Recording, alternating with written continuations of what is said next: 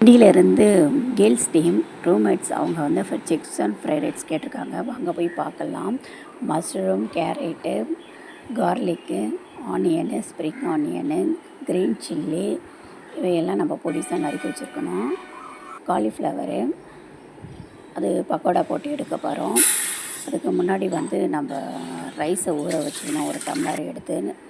அப்புறம் காலிஃப்ளவரில் வந்து மிளகாத்தூள், நம்ம கார்ன்ஃப்ளவரு, பச்சரிசி, கொஞ்சம் கலர் பவுட்ரு, தண்ணி ஊற்றி நல்லா மிக்ஸ் பண்ணி உப்பு போட்டு மிக்ஸ் பண்ணி நல்லா காயிற எண்ணெயில் போட்டு நம்ம பக்கோடா மாதிரி பொரித்து எடுத்து வச்சுக்கணும். லெமன் போட்டுக்கலாம் லேசாக. போட்டுட்டு அடுப்பு பற்ற வச்சு ஆயில் போட்டு ஒன்று ஒன்றா போடணும். ஒட்டிக்காமல் இருக்கும். ஒன்று ஒன்றா போட்டு நல்லா காயிற எண்ணெயில் ஃபில்ட்ரு பண்ணி நம்ம தனியாக ஒரு பிளேட்டில் எடுத்து வச்சுக்கலாம். அப்புறம் அந்த ரைஸை வந்து நம்ம தண்ணி ஊற்றி நிறைய ஒரு டம்ளருக்கு 6 டம்ளர் 7 டம்ளர் தண்ணி ஊற்றி அந்த பட்டை லவங்கம் இதெல்லாம் போட்டு வைக்கணும். அதுக்கு முன்னாடி இது கொஞ்சம் டேஸ்ட் பார்த்தோம், சூப்பராக இருக்குது. அந்த காஞ்ச மிளகாய் இதில் கொஞ்சம் லெமனும் ஆயிலும் போட்டு உப்பு போடக்கூடாது, ரெண்டும் போட்டு நல்லா குக் ஆன பிறகு நம்ம வடிக்கணும்.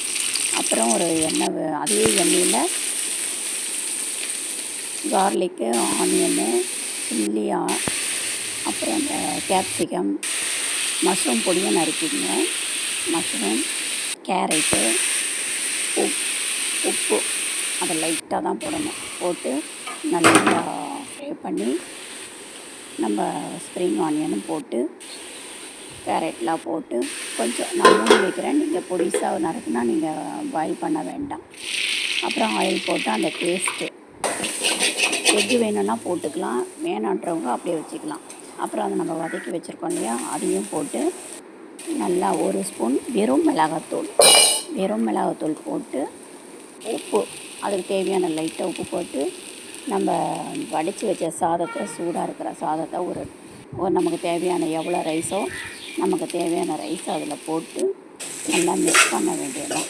மிக்ஸ் பண்ணிவிட்டு நம்ம அந்த பக்கோடா வச்சுருக்கோம் இல்லையா, காலிஃப்ளவர் அதையும் போட்டு அப்புறம் கொஞ்சம் ஃப்ரெஷ்ஷாக இருக்கும்ன்ட்டு எல்லாமே capsicum, onion, carrot, spring onion எல்லாமே மேலே டெக்கரேட் பண்ணுறதும் சரி போட்டு ஒரு முறை மிக்ஸ் பண்ணிங்கன்னா டேஸ்டியாக இருக்கும்.